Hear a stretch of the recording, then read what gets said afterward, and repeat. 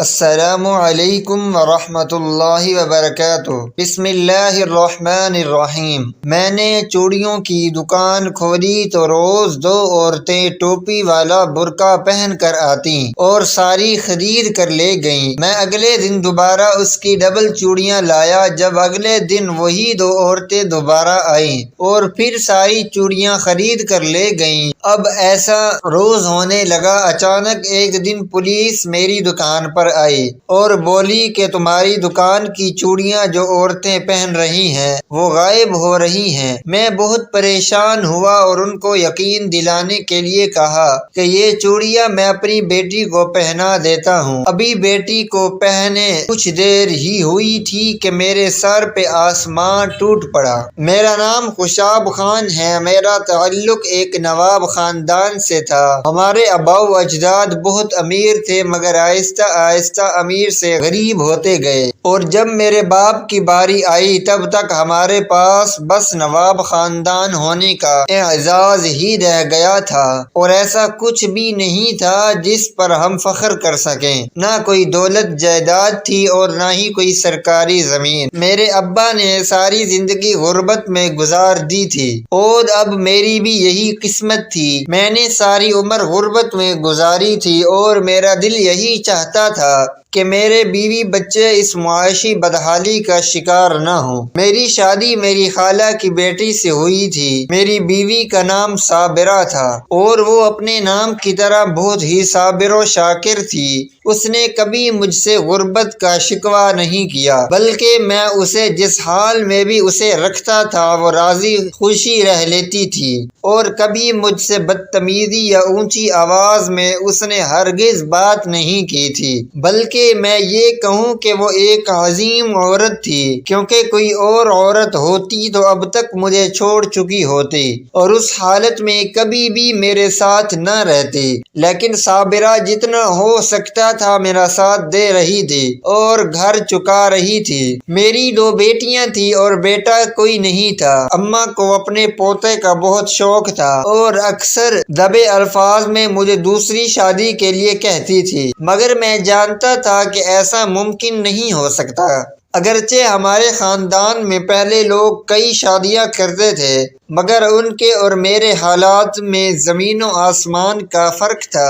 میں ایک بیوی کا خرچ لو اچھے سے چلا نہیں پا رہا تھا، دوسری کو کہاں سے کھلاتا، اس لیے اپنی اماں کی باتوں پر مسکرا کر خاموش ہو جاتا تھا۔ میری دادی اماں بھی زندہ تھیں اور بہت بھولی تھیں۔ اکثر مجھے کہتی تھی تیرے دادا کی بہت سی زمین ابھی بہاولپور میں ہے، تو کسی دن جا کر پتہ کر دیکھنا، تو بڑی جلدی امیر ہو جائے گا۔ یہی بات دادی میرے ابا کو بھی بولتی تھی مگر ابا نے کبھی سیریس نہیں لیا تھا، تو میں کیوں لیتا؟ میں دادی کی باتیں صرف اس لیے سن لیتا تھا کہ وہ بوڑھی ہیں، ان کا خیال رکھنا چاہیے، ورنہ ان کی سنائی ہوئی کسی کہانی پر مجھے یقین نہ آتا تھا۔ میں جانتا تھا کہ اس عمر میں آ کر انسان اپنے دماغ پر کنٹرول کھو دیتا ہے اور بہکی بہکی باتیں کرتا ہے۔ دادی بھی 80 سال کی ہو چکی تھی، اس لیے ان سے ہوش مندانہ باتوں کی توقع کہاں کی جا سکتی تھی۔ میری بیوی اکثر دادی سے مذاق مذاق میں پوچھا کرتی تھی کہ دادی یہ تو بتاؤ کہ وہ زمینیں کہاں ہیں، تو دادی سوچ کر کہتی وہ تو میں بھول گئی ہوں۔ دادی کے اس طرح کہنے پر سب گھر والے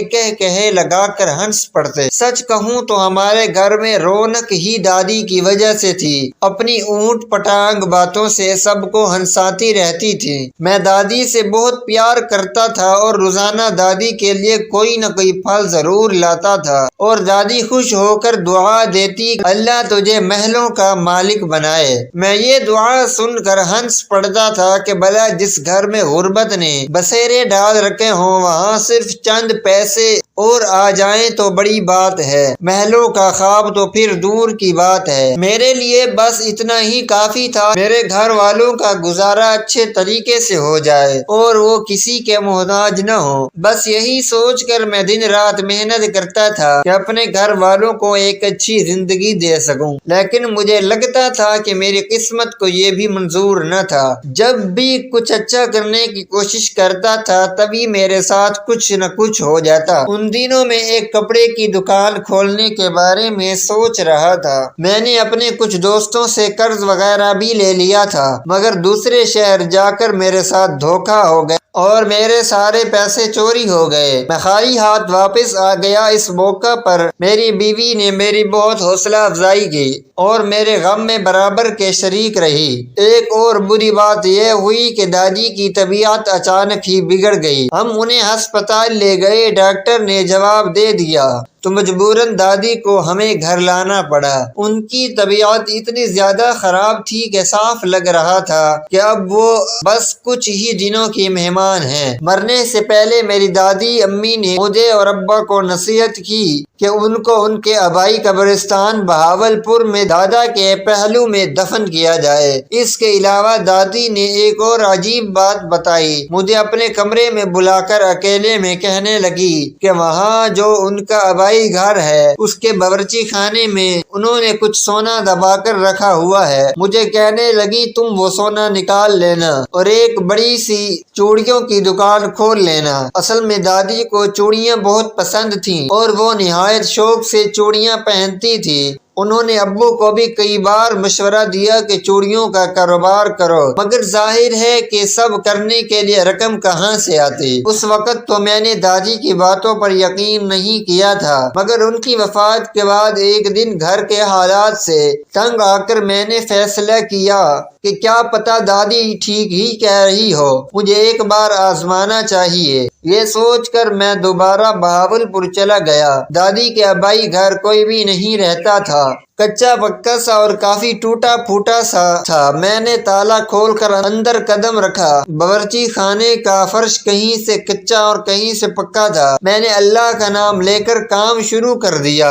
کچھ گھنٹے کی محنت کے بعد میں نے سارا فرش کھود لیا، مگر دادی کا بتایا ہوا سونا نہ ملا۔ اب تو مجھے خود پر غصہ آنے لگا تھا کہ میں نے کیوں ان کی باتوں پر یقین کیا۔ میں وہاں سے مایوس ہو کر جانے لگا تھا کہ اچانک میری نظر مٹی میں دیے کنگن پر پڑی۔ واقعی وہاں کچھ تھا۔ اس سوچ کے آتے ہی میں نے مٹی وہاں سے ہٹانی شروع کر دی۔ وہاں سے مجھے 4 سونے کی چوڑیاں اور 2 کنگن ملے تھے۔ مجھے اس وقت اپنی دادی پر پیار بھی آیا اور غصہ بھی۔ غصہ اس وجہ سے کہ کاش وہ پہلے بتا دیتی تو میں پہلے کوئی کاروبار شروع کر لیتا۔ خیر ابھی بھی دیر نہیں ہوئی تھی، وقت ہاتھ میں ہی تھا کہ سونے کی چوڑیوں کو بیچ کر جو رقم لی اس سے مارکیٹ کے اندر ایک بڑی سی چوڑیوں کی دکان کھول لی۔ میرا کاروبار آہستہ آہستہ چلنے لگا تھا۔ میں اسپیشل بہاولپور اور حیدرآباد سے خاص آرڈر پر چوڑیاں بنواتا تھا، جس کی وجہ سے میری دکان پر رش لگنے لگا تھا۔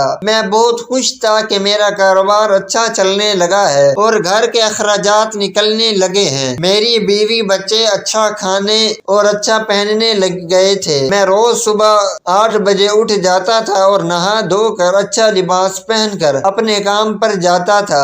میرا ماننا تھا کہ اچھا بن کر رہو تو زیادہ گاہک آتے ہیں۔ ویسے میری دکان پر لڑکیاں بھی آتی تھیں۔ کافی دنوں سے میں نوٹ کر رہا تھا کہ میری دکان پر 2 برقع پوش عورتیں پابندی سے آ رہی ہیں۔ وہ میری مستقل گاہک بن گئی تھیں۔ وہ میری دکان کی سب سے مہنگی ترین چوڑیاں خرید کر لے جاتی تھیں اور مزید حیرت کی بات یہ تھی کہ وہ عام لوگوں کی طرح بھاؤ تاؤ نہیں کرتی تھی۔ میں جو قیمت بتاتا تھا اسی قیمت پر وہ چوڑیاں لے جاتی تھی۔ کہتی تھی ہمیں آپ کی چوڑیاں بہت اچھی لگتی ہیں۔ میں اب ان کے آنے کا انتظار کرنے لگا تھا۔ مجھے اپنے بارے میں تجسس بھی ہوتا تھا کہ وہ دونوں آپس میں کیا لگتی ہیں، وہ کیسی دکھتی ہوں گی۔ وہ دوسری عورتوں کی طرح مجھ سے چوڑیاں نہیں پہنواتی تھیں بلکہ اپنا سائز بتا کر لے لیتی تھیں۔ ہر روز وہ اب آنے لگی تھی، بھلا روز کس کو چوڑیوں کی ضرورت ہوتی ہے۔ میں یہ سوچ کر کافی حیران ہوتا تھا، لیکن یہ بات کہہ کر میں اپنی گاہکی خراب نہیں کر سکتا تھا۔ ایک بار ان میں سے ایک عورت بولی کہ آج ہم آپ کی آدھی دکان خریدنے آئے ہیں، آپ آدھی دکان خالی کر دیں اور چوڑیاں پیک کرنا شروع کر دیں۔ میں حیرانی سے منہ کھول کر کھڑا ہو گیا۔ میں نے کہا بیگم صاحب آدھی دکان آپ کو دے دوں گا تو خود کیا بیچوں گا؟ تو وہ ہنسنے لگی اور کہنے لگی ارے پاگل، تمہیں منافع ہو رہا ہے اور تم منع کر رہے ہو، تم اور لے آنا چوڑیاں اور اس میں تمہارا ہی فائدہ ہے۔ لیکن آپ آپ کس لیے اتنی زیادہ چوڑیاں خرید رہی ہیں؟ مجھ سے رہا نہ گیا تو تجسس کے مارے پوچھنا پڑا۔ ایک پل کے لیے وہ دونوں خاموش ہو گئیں، پھر ایک کہنے لگی آج ہمارے گھر دعوت ہے اور یہ رسم ہے کہ آنے والی سب مہمان لڑکیوں کو چوڑیوں کا تحفہ دیا جاتا ہے، اس لیے ہم لینے آئے ہیں۔ میں نے خوشی خوشی سب کو چوڑیاں پیک کر دیں اور وہ ایک بڑے سے بیگ میں سب ڈال کر لے گئیں۔ اگلے روز وہ پھر سے چلی آئیں اور پھر میری آدھی دکان خرید کر لے گئیں۔ مجھے اب تجسس ہونے لگا تھا کہ کرتی کیا ہے وہ اتنی چوڑیوں کا۔ ایک دن تو انہوں نے حد ہی کر دی، کہنے لگی ساری دکان کی چوڑیاں پیک کر دیں۔ میں نے انتہائی پریشانی سے پوچھا کیوں؟ تو کہنے لگی اگر تم اپنا گاہک چھوڑنا چاہتے ہو تو ٹھیک ہے، ہم کسی اور دکان سے لے لیتے ہیں۔ میں گھبرا گیا کہ نہیں، میں آپ کو ساری چوڑیاں دے دیتا ہوں۔ میں نے پوری دکان خالی کر دی اور اچھے خاصے منافع کے ساتھ مجھے رقم دی گئی، جس سے اگلے دن میں اور چوڑیاں لے آیا، لیکن اگلے دن وہ نہ آئیں۔ 2-3 دن گزر گئے مگر ان کا کوئی اتا پتہ ہی نہ تھا۔ مجھے بے چینی سی ہونے لگی تھی کہ وہ کیوں نہیں آ رہی۔ یوں ایسا ہوا کہ کافی دن وہ دونوں نہ آئیں۔ مجھے پریشانی نے آ گھیرا، ایسا کیا ہو گیا؟ آج سے پہلے ایسا کبھی نہیں ہوا تھا کہ اتنے دنوں کا ناغہ ایک ساتھ کیا ہو۔ ایک دن میں یہ سوچ کر پریشان ہی ہو رہا تھا جب اچانک میری دکان میں پولیس داخل ہوئی۔ انسپکٹر نے اپنے ساتھیوں کو میری طرف بھیجا کہ جاؤ اس دکان کے مالک کو گرفتار کر لو۔ میرے تو قدموں تلے سے زمین نکل گئی۔ میں نے گھبرا کر پوچھا یہ کیا کہہ رہے ہیں جناب آپ؟ میرا کیا قصور ہے؟ مجھے کیوں پکڑنے آئے ہیں آپ لوگ؟ وہ پولیس انسپکٹر کہنے لگا تمہارا قصور یہ ہے کہ تم چوڑیوں کی آڑ میں دھندا کرتے ہو۔ تمہاری دکان سے لی گئی چوڑیاں جو بھی لڑکیاں پہنتی ہیں وہ غائب ہو رہی ہیں۔ اغوا کا معاملہ ہے اور تم اس سب میں شامل ہو، بلکہ سرغنہ ہو اس سارے گینگ کے۔ میں ڈر گیا اور کہنے لگا صاحب میرا کوئی قصور نہیں ہے، میری دکان پر تو بہت سی عورتیں چوڑیاں پہنتی ہیں، اب مجھے کیا پتا اس سب کا۔ پولیس والے نے میری ایک نہ سنی اور مجھے جیل میں بند کر دیا۔ وہاں مجھے پتا چلا کہ جو برقعے والی عورتیں میری دکان پر آئی تھی انہوں نے بھی شاید کی کارروائی کی ہے اور پولیس والے مجھے اس کا ساتھی سمجھ رہے ہیں۔ میں نے انہیں سمجھایا کہ میں ایسا آدمی نہیں ہوں، میرا تعلق ایک انتہائی شریف گھرانے سے ہے، میں بچپن سے ہی ایک جگہ پر رہ رہا ہوں اور میرے ارد گرد کے لوگ بھی مجھے جانتے ہیں اور مجھے پر بھروسہ کرتے ہیں۔ میں نے ہر قسم کا چھوٹا بڑا کام کیا ہے، یہاں تک کہ لوگوں کے جوتے تک صاف کیے ہیں، اور میں نے ایک بڑا عرصہ اسی قسم پرسی میں گزارا ہے۔ میں نے جب ایسا کام نہیں کیا تھا تو اب میں کیوں کرتا؟ اب تو میری دکان بھی اتنی اچھی چل رہی تھی اور گھر کی اچھی خاصی خوشحالی تھی تو میں اتنی نیچ حرکت پر کیوں اترتا؟ لیکن پولیس والوں کو میری بات پر یقین نہیں آ رہا تھا اور وہ تو جیسے میرے بارے میں پہلے ہی ساری معلومات نکال چکے تھے۔ انہوں نے کہا کہ اسی وجہ سے تم پر ہمارا شک ہے کیونکہ تم پہلے اتنے غریب تھے کہ تمہارے گھر میں فاقے تک آ رہے تھے اور پھر ایک دم تم نے اتنی بڑی دکان وہ بھی اتنے بڑے بازار میں کیسے کھول لی، اور اسی وجہ سے تم ہمارے شک کے دائرے میں ہو کیونکہ تمہاری ایسی امیری ہمیں سمجھ نہیں آ رہی۔ اور تب پھر میں نے انہیں بتایا کہ یہ تو کوئی بڑا راز نہیں ہے، یہ سب تو میری دادی کا ہے۔ میری بات پر سب پولیس والے اونچی اونچی ہنسنے لگے تھے۔ کیا پہلے تیری دادی کو یاد نہیں تھا جو عمر کے اس حصے میں تجھے دیا؟ پہلے تو لوگوں کے پیروں میں بیٹھا رہا، یہ کہانیاں کسی اور کو سنانا۔ ہم تیرے باپ ہیں، کوئی بچے نہیں کہ جنہیں تو یہ کہانی سنا دے گا اور ہم سن لیں گے۔ میں نے ان کو یہ بھی کہا میری بیوی امی اور بیٹیاں بھی اس چیز کی گواہ ہیں، آپ چاہیں تو ان سے پوچھ سکتے ہیں، وہ سب آپ کو بتا دیں گے، وہ دن وقت اور تاریخ بھی بتا دیں گے۔ لیکن پولیس افسر نے یہ بات کہہ کر ٹال دیا کہ وہ تو تمہارے گھر والے ہیں، وہ تو تیرے حق میں ہی گواہی دیں گے نا۔ بھلا ایسی بھی کوئی ماں یا بہن یا کوئی بیوی ہے کیا جو اپنے ہی گھر کے اکلوتے کماؤ مرد کے خلاف جائے؟ ان کی بات بھی کافی حد تک درست تھی۔ میں اب سوچ میں پڑ گیا کہ انہیں کیسے یقین دلاؤں، اور پھر مجھے ایک دم یاد آیا کہ میں نے جس سونار کو اس وقت وقت یہ سب بیچا تھا وہاں پر CCTV کیمرہ لگا ہوا تھا اور وہ بندہ میرا جاننے والا تھا۔ وہ یقیناً میرے حق رو بندہ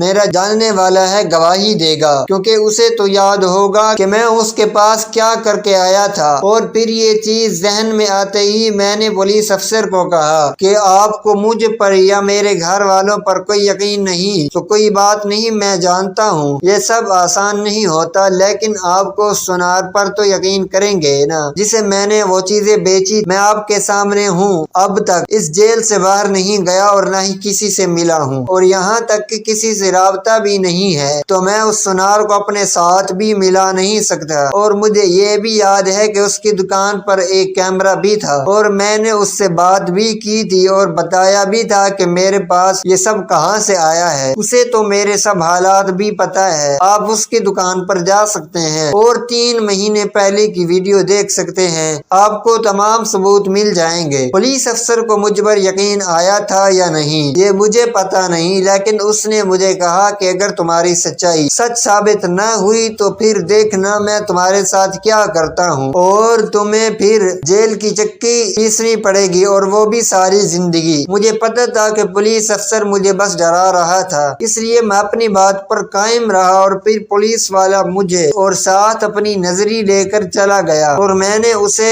وہ دکان کا پتہ بتایا، اور جیسے ہی ہم لوگ اندر داخل ہوئے سونار مجھے دیکھ کر کھڑا ہو گیا اور قریب آ کر میرے گلے ملا اور کہا واہ بھائی اب تو بڑے آدمی ہو گئے ہو، ساتھ پولیس لے کر گھومتے ہو، دیکھا میری دکان تمہارے لیے کتنی خوش قسمت ثابت ہوئی، تم نے ادھر اپنی دادی کا زیور بیچا اور آج راج کر رہے ہو۔ سونار کی اس بات پر مجھے ڈھارس ہوئی اور میں پولیس والوں کی طرف دیکھا جو اب کھڑے تھے۔ میں تب بھی بہت سپاٹ سے لہجے میں کھڑا تھا، جس نے اس سونار کو بھی کافی حیران کیا اور بولا بھائی سب خیر ہے نا، کیا ہوا، کوئی مسئلہ ہو گیا ہے جو تم اب تک کچھ بول نہیں رہے؟ میں نے اسے کہا کہ دیکھو بھائی میں بڑی مشکل میں پھنسا ہوں اور آج میری بے گناہی بس تم ہی ثابت کر سکتے ہو۔ کو بھی معاملے کی سنگینی کا علم ہو گیا تھا اور پھر میں نے اسے بتایا کہ مجھے پولیس نے آ کر گرفتار کر لیا ہے اور وجہ بھی بتائی، جس پر ایک دم سے وہ بولا کہ ہاں میرے پاس اس دن کے سارے ثبوت موجود ہیں، اور پھر اس نے اس دن کی ساری ویڈیو پولیس والوں کو دکھا دی تھی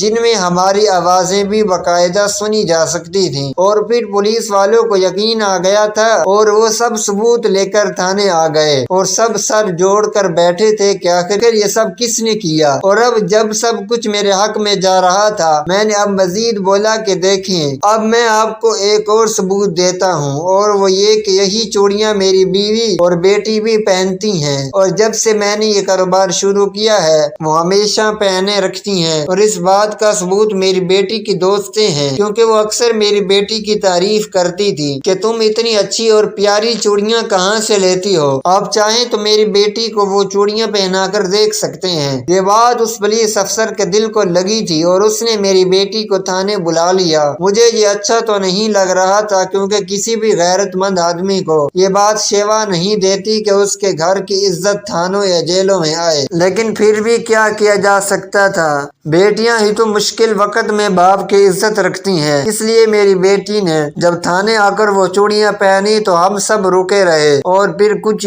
بھی نہیں ہوا، اور پھر پولیس والوں نے ایک دن کے لیے میری بیٹی کو گھر بھیجا اور خود گھر کے قریب ہی رکھوالی کرتے رہی کہ شاید کچھ ہو جائے، لیکن کچھ بھی نہیں ہوا اور میری بیٹی بالکل سلامت رہی۔ اب پولیس والے کو بھی میری بات کا یقین ہو گیا تھا اور اب وہ لوگ اصل مجرم کو تلاش کر رہے تھے۔ مجھے انہی 2 عورتوں پر شک تھا، کیونکہ پولیس نے بتایا تھا کہ یہ اغوا والے واقعے 2 ہفتے پہلے شروع ہوئے ہیں، اور میرے ذہن میں آیا کہ 2 ہفتے پہلے ہی تو وہ 2 عورتیں میرے پاس آنا شروع ہوئی تھی اور ساری خریداری وہی کر کے جاتی تھی، اور اس کے بعد تو میں نے کوئی بھی چوڑی کسی کو نہیں بیچی تھی، جو کچھ بھی تھا وہی لے جاتی۔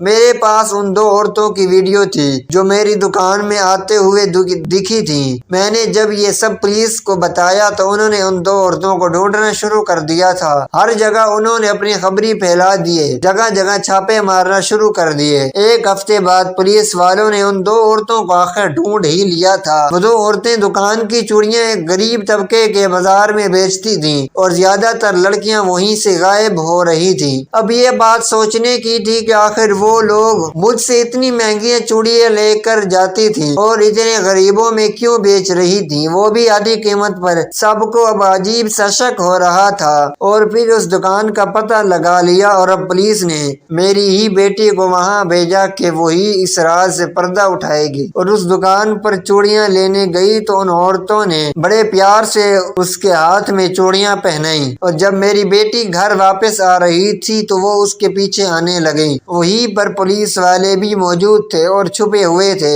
जब मेरी बेटी सुनसान जगह पर पहुंची तो वो औरतें मेरी बेटी को अगवा करने लगी। इसी वक्त पुलिस ने उन्हें गिरफ्तार कर लिया। उनसे तफ्तीश हुई और तब उन्होंने बताया कि वो काफी अरसे से लड़कियों को अगवा करने का काम करती आई हैं। वो मुझसे चूड़ियां लाकर उस इलाके में सस्ते दामों बेचा करती थी और जो लड़की उनके चंगुल में फंस जाती उसे अगवा करके आगे पहुंचा दिया जाता। ये काम वो पहले से ही अपने लिए कर रही थी, लेकिन अब उन्हें किसी ने मेरे पीछे लगाया था क्योंकि कोई तो था जो चाहता था कि मैं जेल में जाऊं। औरतों ने बताया कि वही लोग हमें पैसे देते हैं जिनके एवज हम चूड़ियों की सारी दुकान खरीद लाते थे और यहाँ आकर अपना काम करते थे। और फिर उन औरतों ने जब उस आदमी की तस्वीर दिखाई तो मैं हैरान रह गया क्योंकि वो तो मेरे अब्बू के भाई के बेटे थे, यानी मेरे चचा साहब। मेरे तो सर पर जैसे आसमान फट गया। कहाँ वो बहावलपुर में रहते थे और मुझसे भी मिले भी ना थे और अब मेरे खिलाफ साजिशें करते फिर रहे थे। लेकिन आखिर क्यों?